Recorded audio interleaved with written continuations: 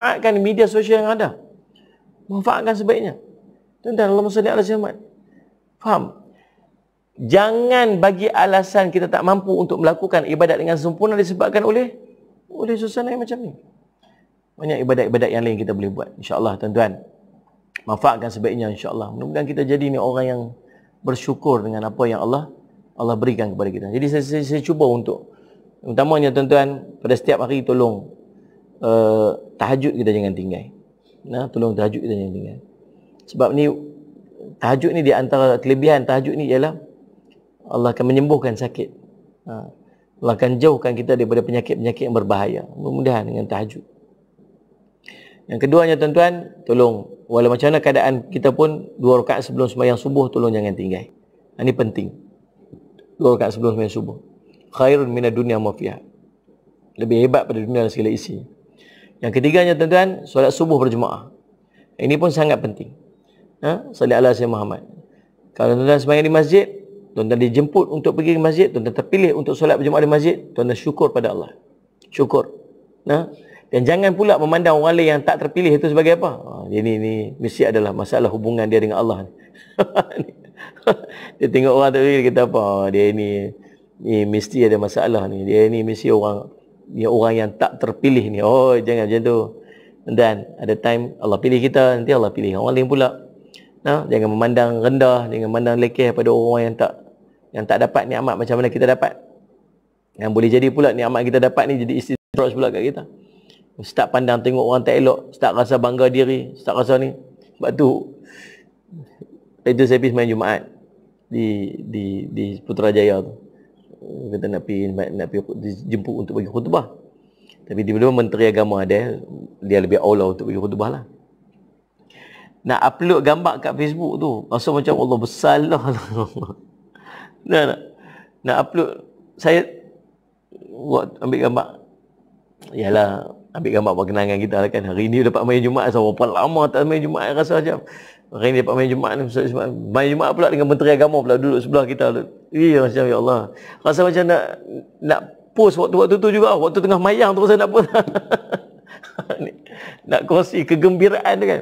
Tapi sekali lah rasa dalam hati kata, sekali ada pula orang rasa macam Allah kan, rasa betul lah dia, aku ni tak betul. Takut sampai macam tu Allah. Sampai saya post, saya tak post, saya tak tulis kata saya sembahyang Jumaat. Saya tulis pasal sahabat baik. Ya, saya tulis alhamdulillah Allah, dalam keadaan kita iman kita naik turun ni, kita perlukan kepada sahabat-sahabat yang baik. Ya Allah, kurniakan saya sahabat-sahabat yang baik. Saya boleh gambar-gambar kawan-kawan saya yang pergi main Jumaat sama-sama dengan saya tu. Sebab takut lagi. Ya, macam mana nak jaga hati kita ni lah. Tentang Allahumma salli ala Sayyidina Muhammad. Jadi Allahumma salli ala Sayyidina Muhammad. Apa ni, jangan rasa macam orang tak dapat tu, orang ni lekeh ni, orang tak terpilih. Takut pula kita yang dapat ni pula sekali kita jadi takabur ni. Yang Allah bagi tadi kemuliaan dan kenikmatan, kita pula jadi istidraj. Istidraj balik kat kita. Salli ala Sayyidina Muhammad. Takabur. Tengok aku dapat bulan ni, alhamdulillah. Tengok ni aku dapat ni. Gambar apa Allah. Ya Allah. Lepas tu pula ada kawan-kawan puji pula kat bawah tu. Oh betulnya ni mesti makam tinggi wali Allah. Sudah. Terus jadi apa? Riak pula. Aduh ya Allah. Habis macam tu je. Tuan-tuan, salli ala Sayyidina Muhammad. Kemudian pergi solat subuh berjemaah, jangan tinggal. Solat duha, jangan tinggal. Salli ala Sayyidina Muhammad. Kemudian tuan-tuan, kemudian kita buat solat qabliyah, ba'diyah, zuhur, kemudian sembahyang zuhur jemaah, sembahyang asar berjemaah, qabliyah asar jangan lupa. Rahimallahu imra'an, Allah merahmati, Allah mengasihi kepada orang yang solat subuh, solat 4 rakaat sebelum sembahyang asar. Kemudian Allah sembahyang isyak, sembahyang maghrib berjemaah, isyak berjemaah.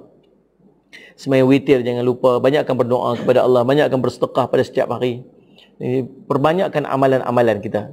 Perbanyakkan amalan-amalan yang kita boleh lakukan dalam kehidupan kita sepanjang kita berfikir PP ni, ataupun sepanjang kita duduk dalam suasana COVID-19 ni. Mudah-mudahan dengan ibadat yang kita lakukan, kesungguhan kita untuk melakukan ibadat ni, Allah akan, Allahumma salli ala Sayyidina Muhammad, menjauhkan kita daripada musibah-musibah. Dan kita termasuk dalam kelompok orang-orang yang redha atas ketentuan Allah. Kita termasuk pula dalam keadaan orang-orang yang disebut sebagai ulul albab tadi. Yang salli alaihi wasallam, qurunallaha qiyaman wa qu'udan wa ala junubihim wa tafakkaruna fi khalqis samawati wal ard. Rabbana ma khalaqta hadza batila subhanaka faqina azabannar. Yang orang yang sentiasa berdiri dia, duduk dia, baring dia, sentiasa melihat kejadian alam dan patah balik atas apa yang berlaku di sekitar dalam kehidupan kejadian alam ni, semuanya atas kekuasaan Allah SWT. Jadilah orang yang mukmin yang ajaib sebagaimana Nabi SAW sebut. Yang apabila Allah beri kepada dia nikmat, dia bersyukur, dan apabila Allah uji dia dengan sesuatu, maka dia akan bersabar. Dan keduanya baik kepadanya. Tuan-tuan, Allahumma salli ala sayyidina Muhammad. Jadi balik pada perbincangan kita, tuan-tuan, salli ala sayyidina Muhammad. Jangan jadikan alasan COVID-19 dan PKP ni untuk menjauhkan diri kita kepada Allah. Jadikan